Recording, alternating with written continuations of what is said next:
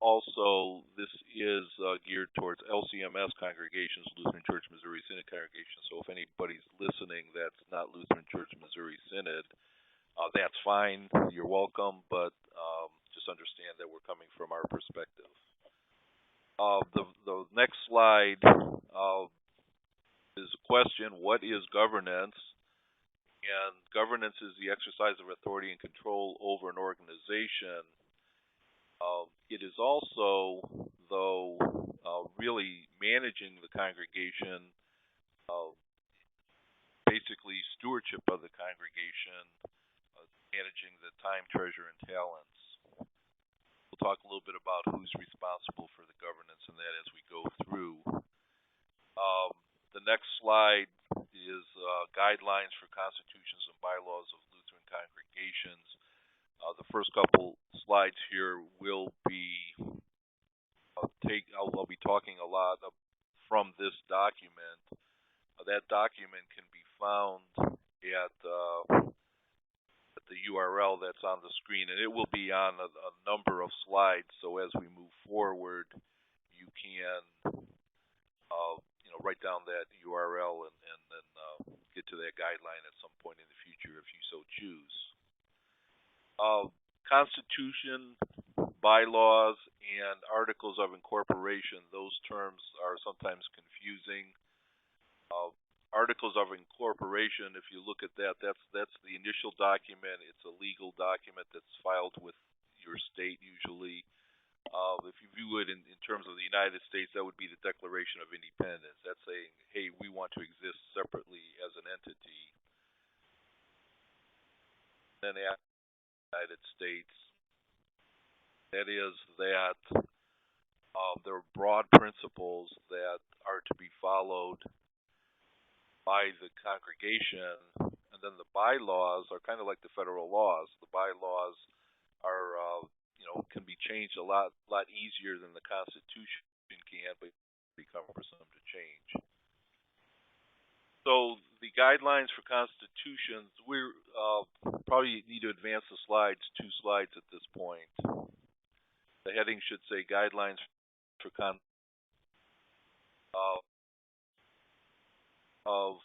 that are required constitutions or definitely in constitutions. First of all, the name of the organization, that mission, and the confessional standards, and I'll go through each of those individually. Okay, we're at the right screen now. So the name of the congregation, that's real simple. It's just your legal name. The mission is not your mission statement, because your mission statement should change from time to time. But this is more broad, more saying why are we here as a congregation? What is the purpose of the congregation? A mission statement will go into probably the same stuff, but try to make it more a 1 sentence or 2 sentence, where the mission statement in your Constitution is probably broader than that. Confessional standard is the what we believe. That is what we believe as Lutherans. So what we believe is based on Scripture, and it's also based on the confessions as are outlined in the handbook of Synod itself. If you want to get some good language for that. The Synod membership is simply saying that we're part of Synod. And I'll talk a little bit about what that means in terms of membership later on. So that's Synod membership. And then we have membership. There is considered a member of the congregation. Most congregations have a number of different levels of membership. You have baptized members, communicant members, and these all can be defined in your Constitution. Call church workers. How do you call church workers? Church workers is a legal. There are some legal issues around church workers by the IRS, and so you need to define church workers, but Constitution, in the Constitution, you're saying what is the process for calling church workers, and who do we call? And that refers to pastors, but it also refers to commissioned ministers. Commissioned ministers would be like DCEs, Directors of Christian Education, or DCOs, Directors of Christian Outreach, and also teachers who are synodically trained. Going on then to authority of and within the congregation, typically that is the voters' assembly, who has the final say on matters of any issues that might come before the congregation. Usually the voters' assembly is the one who has the final say. Meetings, how are meetings called? When are they called? This is an area that changes, that some changes have occurred recently with electronic media. You may want to address that in somewhere in your Constitution or bylaws on how you want to deal with electronic meetings. Robert's Rules of Order has some pretty good guidelines about that, so that may be a source for you to get some information on what's important. Officers and boards, this is an area where you would say these are the officers of the congregation, and usually that would be a chairman or president, and vice chairman or vice president, a secretary, a treasurer, and you may have a financial secretary. And then you'd also list in this section the boards, and the recommendation is that you keep it simple. So for boards, you may just want to have one board and then one church council, and then have everything else flow out of that in terms of ad hoc committees. It really depends on the size of your congregation and the number of people. So when we're talking about small congregations in the rural settings, sometimes you don't even have enough people to man all the positions that are in your current Constitution and bylaws. So that would be something to look at and say, let's streamline this and just have one church council. You probably want to list the Board of Elders just because of the spiritual aspect of that board. Then you have limitations on holding office. There are some legal issues there with age in most states, so you need to describe what those limitations are in terms of age, and then you may have some gender issues too in terms of our theology. There's some literature from the LCMS that you can look at to discover what exactly can and can't, what offices can and can't be held by females. Then the next section would be the division, and this should probably also include solutions. So, what are you going to do if there's a division?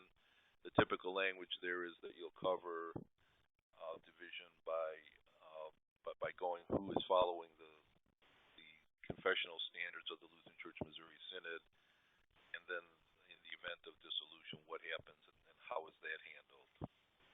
So that's the Constitution. Oh, and also the amendments. How do you amend the Constitution? What are the steps that you take? So you actually outline in the Constitution how you can change the Constitution. Then moving on to the bylaws, you get into a little bit more detail on how do you call a minister of religion. So, how do you form a call committee, for example?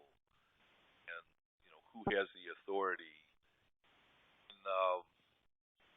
In our church body, the authority lies with the congregation for calling a pastor, but it may be different for teachers.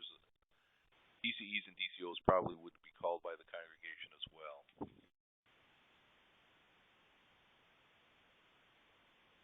The church council or board of directors, and I'll use those terms interchangeably, but the church council is usually made up of the officers of the congregation. Same with the board of directors, and there may be some additional members added to that. Again, this might depend on the size of the congregation and the number of boards that you have. Typically, a church council would be made up of the chairman of all the boards, and then the officers, and maybe a few at-large members. How to nominate and elect, and what are the terms of office is the next thing that would be in your bylaws. And also how to form usually there's a nominating committee that gets formed in order to create the nomination so that there's a fair process.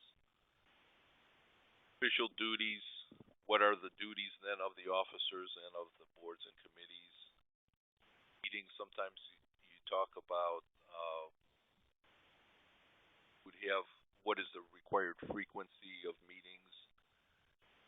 I would say that you want to have required less meetings, and then if you need to have more, then you would certainly be able to have more meetings. But a lot of times the church voters assembly may meet once a year, maybe quarterly, sometimes monthly. Sometimes that's too frequent, so they want to leave the bylaws fairly broad and then narrow it down as the need requires. Rules of order, you may want to advance that a couple. Rules of order, typically a congregation would follow Robert's Rules of Orders. I really am not aware of other rules of order, although I'm sure they exist. But rules of order make it so that your meetings can be run, and everybody understands that there are rules in the meeting then, as opposed to people just getting up and saying, well, I want to talk, therefore I'm going to talk. Robert's Rules says, well, there are limitations on time, and so you can manage the meeting a little bit. And again, then, in the same as with the Constitution, in the bylaws, you would have how do you amend the bylaws. That includes giving notice, and then usually the voters assembly level. Sometimes you have two consecutive meetings to amend bylaws or constitutions.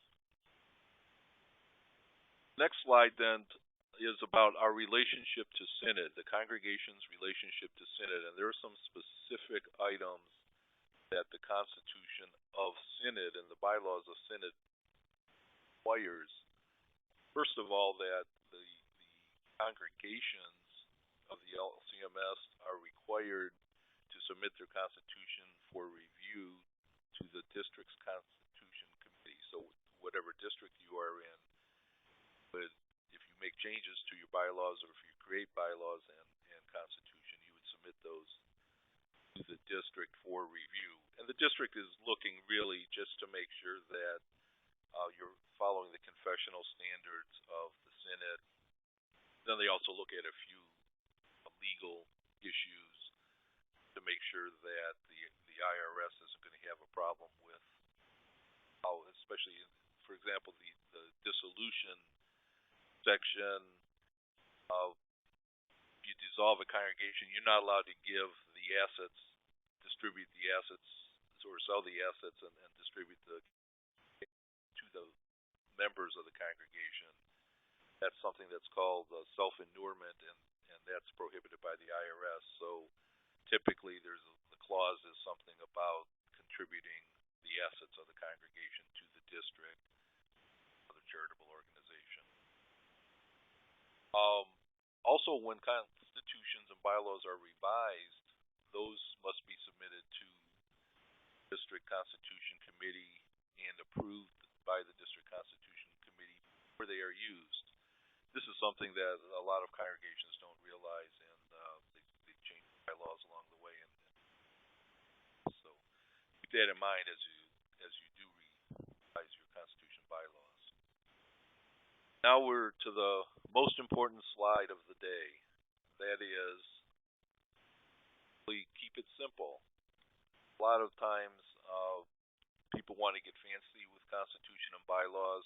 The simpler the constitution and bylaws are, the easier it is to work within the congregation and react to specific circumstances. Usually pretty cumbersome to change the Constitution, bylaws, and either one of those, at the very least, usually goes to a voters meeting, and sometimes that could take a long time. Whereas if you use ad hoc committees, have a simple structure, then you can react much more quickly and take care of business that way. Now we move on to the practical stuff. There's some legal stuff that I'm going to talk about, and then relationships and responsibilities.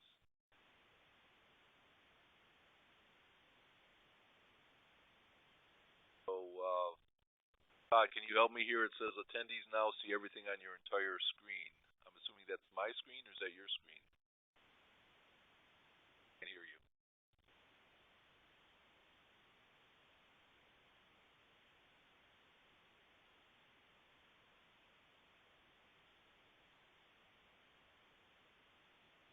I'm going to keep talking here. Todd, if you want me to stop, just raise your hand since I can't hear you. So I'm going to go on to the next slide now, common decision-making problems. And some of the problems are who's responsible for what. In other words, you don't have any job descriptions for the officers. Your bylaws say we'll have a treasurer, but you don't really say what the treasurer is really responsible for. You may also have other deficiencies in your bylaws or Constitution. You may be encumbered by Constitution and bylaws that are that require everything to go to the voters' assembly. You remember I just said keep things simple. Well, if everything goes to the voters' assembly, that's not simple. It takes time. It's really showing a lack of trust for the officers. And I've seen bylaws that say every expenditure over $1,000 must be approved by the voters' assembly. Well, when were the voters? When was this bylaw written? Would be one question I would ask. And is $1,000 really the appropriate amount? And maybe that a dollar amount shouldn't be in there, but maybe there should be some policy set on how to make the decisions and what the levels are. Another problem is meetings take too long. You go into a meeting and there's just there's no structure to the meeting, and people just talk about various topics and rattle on.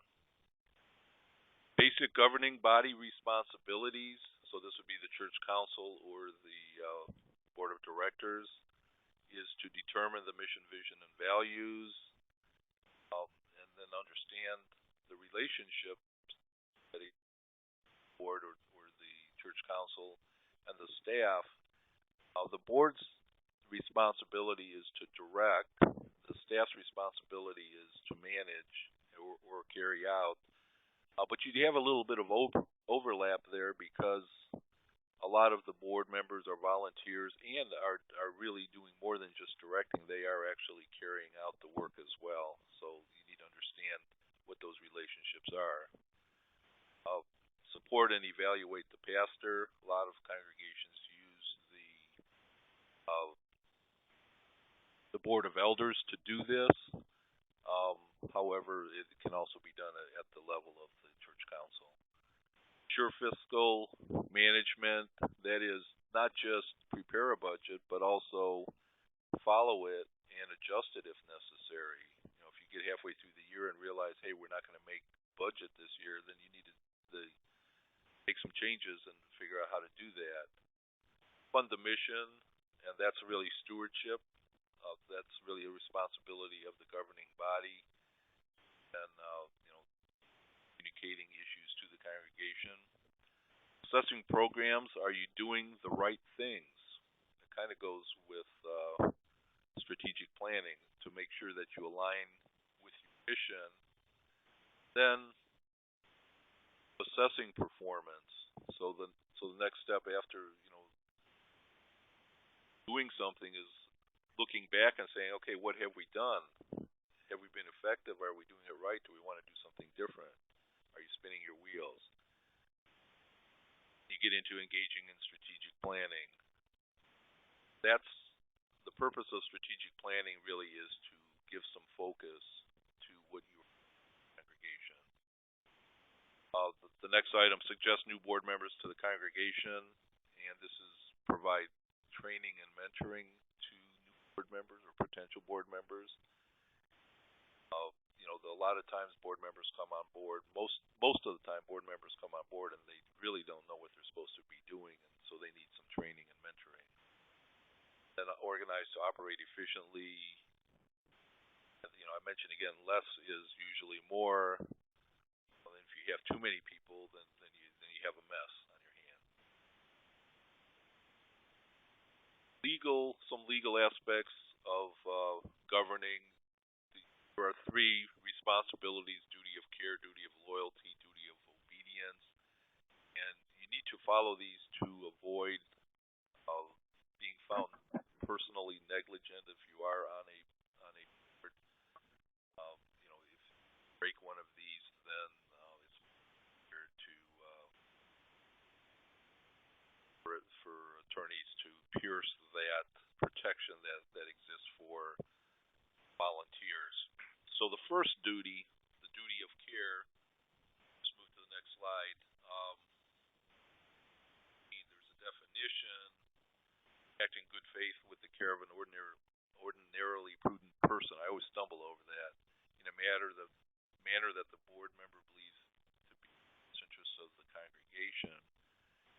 So this means that you need to attend the board meetings to be informed about what's going on in the congregation, and then also delegate to the staff, knowing what the staff is doing and paying attention, so that if they head in the wrong direction, you can pull them back. The governing body is always the responsible person, or the governing body. The people on the governing body are always the responsible people. So if something happens, I always use an IRS example where taxes aren't turned into the government. The entire governing body could be held responsible and even have personal assets withheld and that sort of thing if steps aren't taken to exercise this duty of care. Continuing on the next slide, then,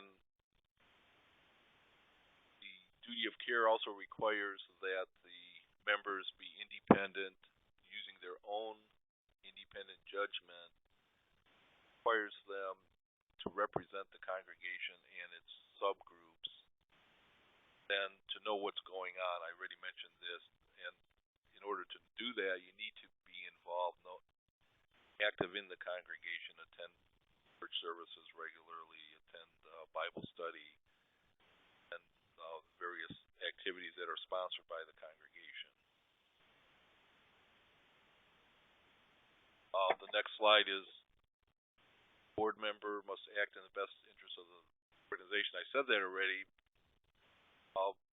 Conflict of interest is a problem. Actually, we're on the second duty now, duty of loyalty, which is a loyalty to the congregation. So if you have a conflict of interest, you must disclose that. The third thing is maintaining confidentiality. So essentially what happens in Vegas stays in Vegas or in the congregation. So you don't tell your spouse what's going on if there's confidential discussion, that needs to stay in the boardroom. If you're talking about potentially downsizing, reduction in force, something like that, that should not be made public, and so there's a confidentiality issue there that you need to follow and adhere to. Next slide talks about just a policy that you should have, and it's really just in keeping with the duty of loyalty. The policy should somehow have some forms that are signed by board members that they understand that should be disclosing conflicts if they do have them, and then also defining what those conflicts would be. One example there might be, the conflict of interest might be something like if you have a roof leak and there's a roofer in the congregation and he happens to sit on the board of the board of the congregation and says, well, I'll fix it, and so people sit around and say, well, um, we trust you, so just do it and turn in receipts.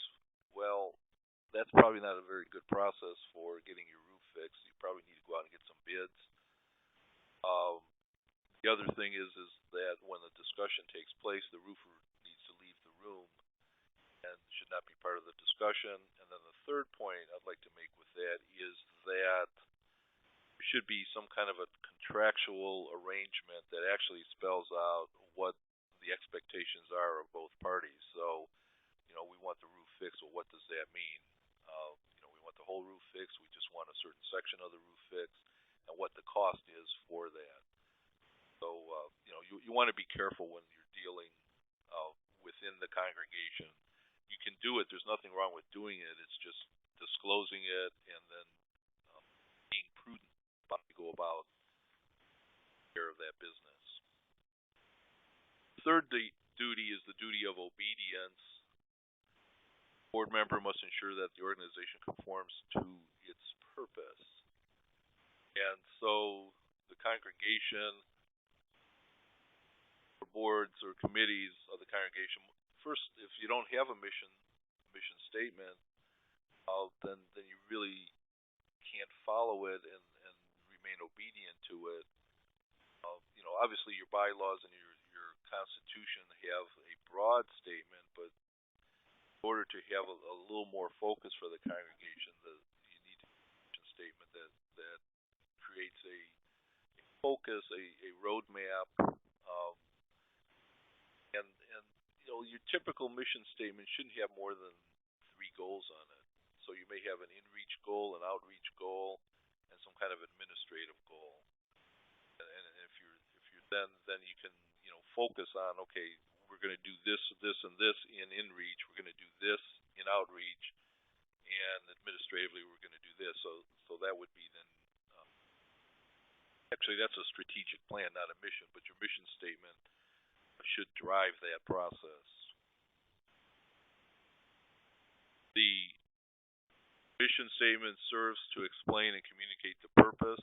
So, communicating is very important as a board member. You want to make sure that you communicate what you're doing and why you're doing it. It also sets boundaries.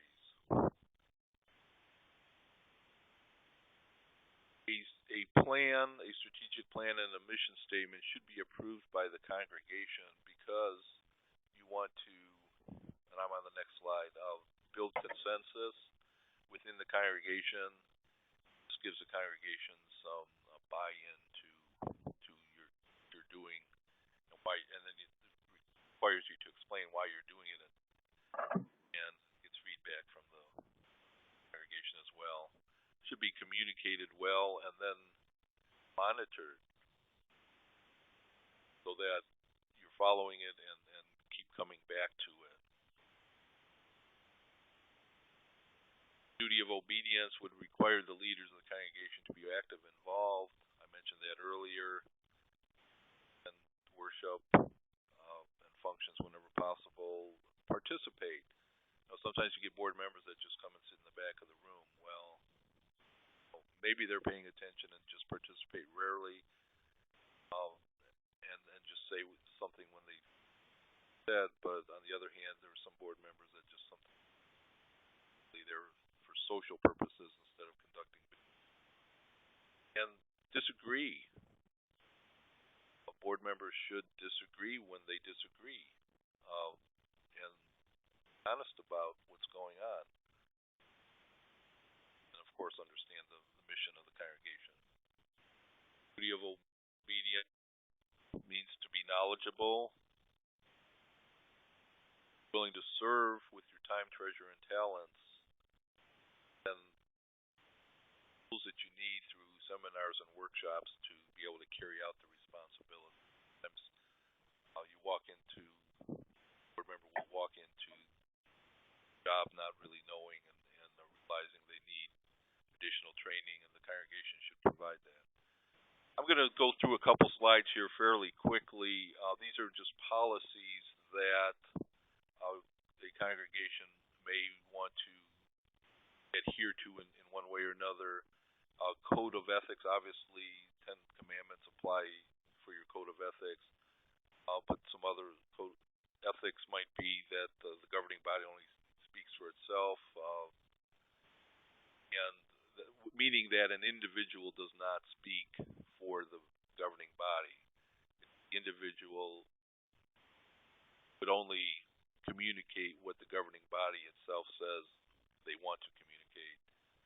And business isn't conducted before and after the meeting, but is actually conducted only during the meeting. Next policy is a whistleblower policy. This is something that comes out of federal law and especially post-Enron, where the whistleblowers need some protection in order to be able to protect themselves and hold the organization accountable when it does not follow its own purposes. Document retention is another policy you should have. The Congregational Treasurer's Manual actually has some guidelines for document retention. If you need those, you don't need to necessarily follow what's in the Congregational Treasurer's Manual, but you do need to develop some guidelines for document retention so that you can protect the congregation and also at the same time not to obey the law in terms of, for example, if a lawsuit does occur, you're not allowed to destroy documents at that point in time. So there are a number of things that you want in your policy regarding documentation and retention.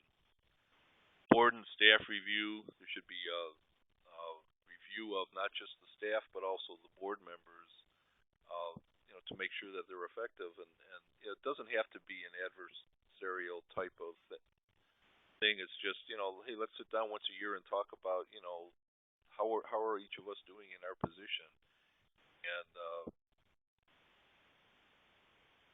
communicate with each other on expectations are, what's happening, what maybe could be done better. Another policy would be compensation. Compensation should be set according to the bylaws, if that's covered in the bylaws. Documenting of compensation. How did you come to your compensation, and then making sure that it's not discriminatory in any manner. Fundraising policy, that's another policy that's good to have. The fourth item on that policy, establish a gift acceptance policy, is very important. If somebody wants to give you swampland, you may not want to accept it. There may be hazardous waste areas or those sorts of things. So you want to do due diligence before you accept gifts, and a gift acceptance policy allows you to say, well, I might not be able to accept this gift. Let me go back to the board and let us discuss this, as opposed to the treasurer just having to make a spontaneous decision on whether to accept it. Accountable expense reimbursement, investment policies, travel, gift acceptance. Those types of policies also are recommended for a congregation. Then we get to another aspect of board and governance, which is the whole aspect of finances. And the fact that, first of all, the governing body is responsible for all the financial activity of the congregation. This is an area that some congregations just don't realize, and some congregations don't want to get into. But when you have a men's club and a women's club and a youth group, and they all have their own accounts and are managing it in their own way, governing body is responsible for anything that happens with those funds. So, if a subgroup of the congregation decides to pay a one of its members because they've done some work in the congregation, and a W-2 isn't issued or a 1099 isn't issued, if they've been given more than $600, well, the congregation, the governing body, the officers of the congregation could receive fines for that activity of that subgroup.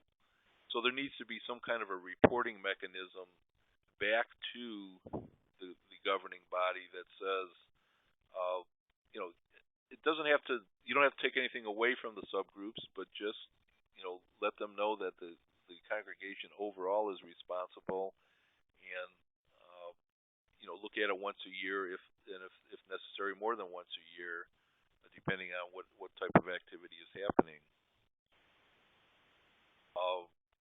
There's also an insurance issue with that.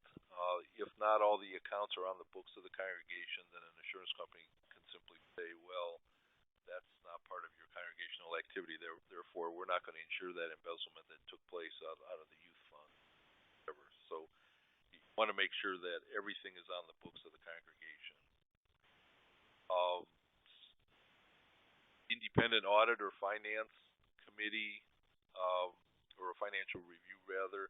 There's in the Treasurer's Manual, there is a chapter about conducting your own financial review. I would recommend looking at that if you haven't already. If you don't have a professional auditor come in, just to have a third party looking at the books of the congregation, or at least independent. The next one is segregation of duties. When you're talking about finances, you want to keep certain aspects of the finances separated from each other. This is a way to control, to keep embezzlement from happening, or appropriation of funds or something.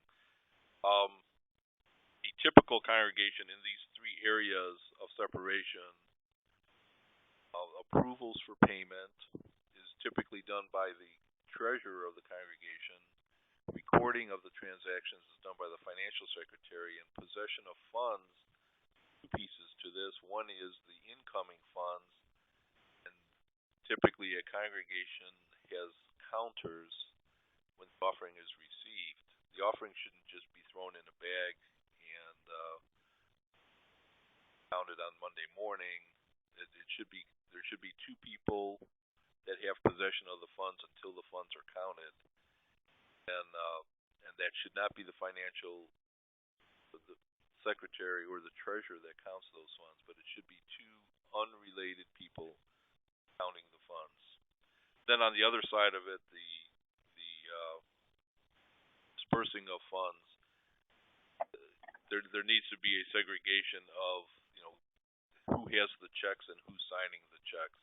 And typically the financial secretary has the checks, and then the treasurer signs them. Process as well. Another issue is the budget, and the question is, whose budget is it? And if there's a problem with the budget, whose problem is it? The answer is, it's not the treasurer's problem, it's the congregation's problem. So you want to let the treasurer know that. The treasurer needs to know that it's not his problem, it's the entire congregation's problem. It's the congregation, it's the congregation's funds. So that needs to be dealt with at that level, not just at the treasurer go home and sweat about how their bills are going to get paid. Contracts is another area where governance is important, and that is saying who is authorized to sign contracts. Typically, you don't want the pastor being the one to sign contracts. And depending on the size of the congregation, the types of contracts, you may have different people assigned to various contracts. I listed a few here. The facilities, one where you have a trustee. Perhaps the trustees would be responsible for that. The copier lease might be treasurer, teacher and employment contracts. If you have a school, then maybe the principal is responsible for that. And then the calls for your congregation. Management, trust and credibility is very important. Making sure that you maintain that trust and credibility, and that coming by that trust begins with communications. Communicate happening, why they're happening, and then also the relationship between churches and schools, where there are schools. A lot of times there are some issues between those two entities, especially when funds get tight. Appears to be a competition for the funds, the scarce dollars, and so it's important to maintain relationships and communicate with one another. Also, just among the leadership team itself, so you don't have fighting and come to board meetings, fighting with one another, and resolution to problems when they exist. I talked a little bit about Robert's Rules of Order. Next slide is just a model agenda. It's really just an agenda that shows a couple of concepts. One is that put an agenda together. First of all, you need to put an agenda together for a meeting, and then there should be some time limits on those various aspects of the meeting, so that you are respecting the time of all the board members carry out the functions of the board. And so this model has time limits and begins and opens with the word, and some of the technical things, the minutes and the financial report. One recommendation is to require that all reports are written and submitted prior to the meeting. That way you don't need to have people sitting in the meeting and reading those reports. And also that then have a record of the report, so that's helpful as well. And then the focus of the meeting really should be on strategic planning and coordinating the activity of the congregation. And creating the strategic plan probably needs to be a retreat, but once you have a strategic plan, then just make sure it's a healthy part of every meeting, that you're focusing on the strategic plan. And I mentioned three aspects, in-reach, outreach, and you can focus on in-reach one time, outreach on the next meeting, administrative matters on the third meeting, and just rotate that way. But then if a pressing issue comes up, obviously you can adjust that. For each item, information, discussion, and then the decision. And one rule I like to go with is that if you bring something that needs a decision, you should also bring an answer, in other words, a solution to a problem. So if you bring a problem, bring a solution or a potential solution or some options to a meeting, and that makes it a whole lot easier to have a discussion. If you say, okay, well, we have option A, we have option B, or the option may be, let's assign this to someone to study the issues and then to us.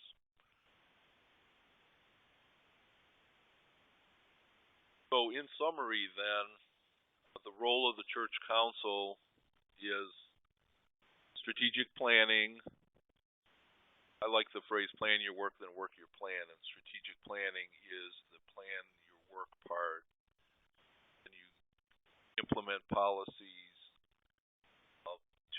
to follow that strategic plan, and that is then working your plan. And coordinate your efforts. And you might sometimes have competing interests within the congregation, and the role of the church council is to coordinate those efforts and make sure that everybody's working in general direction. Financial oversight would be another area. I want to give you some final thoughts. Just the nature of a congregation. The next slide is the congregation has different components, and one of the components is that we are a spiritual community congregation that is guided by Scripture and gospel centered, and so because of that, then we do things maybe not necessarily the way we'd always do things in business. So that's one aspect. The second aspect is we are a volunteer organization, driven. The volunteers have needs and need to make sure that you appreciate the volunteers. Don't make demands against them, but appreciate them and show that appreciation. Inform them when you're doing things. Let them know why you're asking them to do something, and then let them know that they're valued. Have a volunteer appreciation lunch, or usually with them, take them out to lunch or dinner or something. Food is always involved when at least as Lutherans.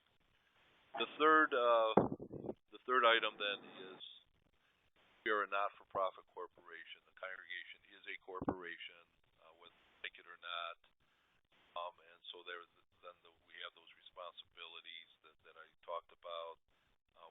Responsibility in the financial area for certain trusts. We are a 501c.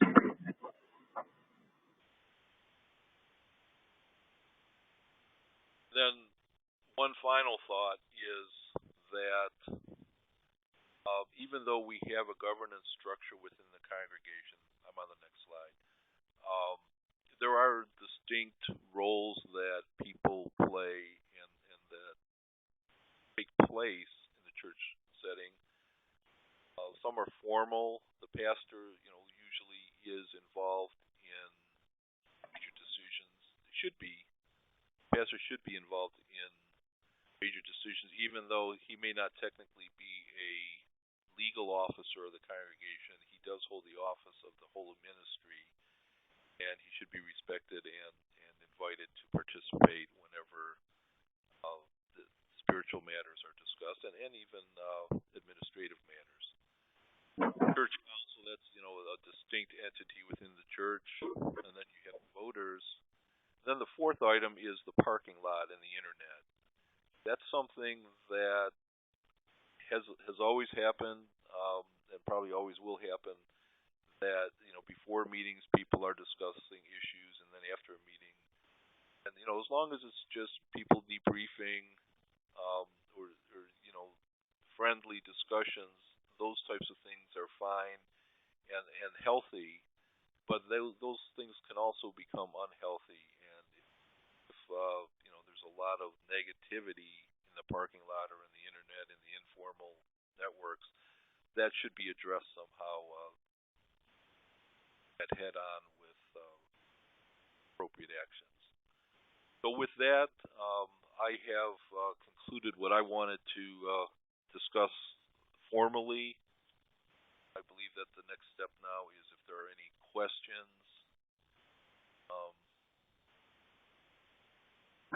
Hi, if we have any questions, feel free to type them in the bottom left-hand corner. We don't have any as of now.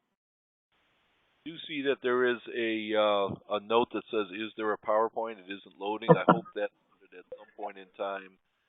I hope it did. I believe that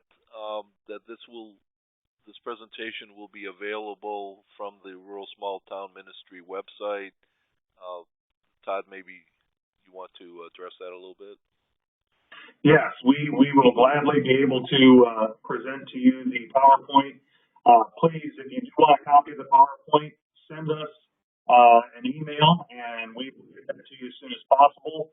The best way, I'll put the I'm going to write down in the corner a message with the address on there to send that, or you can send it to this one.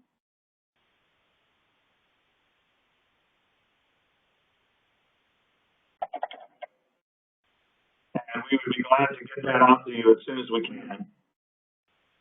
I noticed that there was a question about will the PowerPoint be available with notes. My notes are all handwritten, and so I don't really have a way to. I suppose I could throw that into a PowerPoint. I don't know. Is that something that we could do as a follow-up? Sure, we can certainly do that. I mean, my notes aren't very extensive, but you know, at least my talking points are I had handwritten on my notes, so I could put that into the PowerPoint somehow. Yeah, we could easily do that. If you would provide that to us, we can get it out to others. Okay, it may take me a few days to do that, but I'll try to get that done. No problem. No problem. Well, not seeing any other questions, I think we can wrap things up. Just a little reminder, we do have a couple of webinars coming up, one in December on worship solutions in small congregations that will be put on by Church Music Solutions. And we will also have, that's on the 12th of December at 1 o'clock. And then on the 16th of January, we're getting into 2014 now, we will have a webinar on endowments. Also coming up in the near future, we have Engaging Your Community event on January 11th in Minnesota South in Medelia, Minnesota. We also have an Engaging Your Community event on the 25th of January in northern Minnesota at Aiken, Minnesota. That's what we've got at this time. A huge thank you to Peter for presenting to us today. We look forward to hearing more from you, and if you do want that information, we can. Let's close with a word of prayer. Gracious Lord, we give you thanks for the work that you have given us and for the information that you have provided to us through Peter. Lord, we pray your blessing on our ministries as we go about our ways. In the name of Christ Jesus, we pray. Amen. God's blessings to all of you.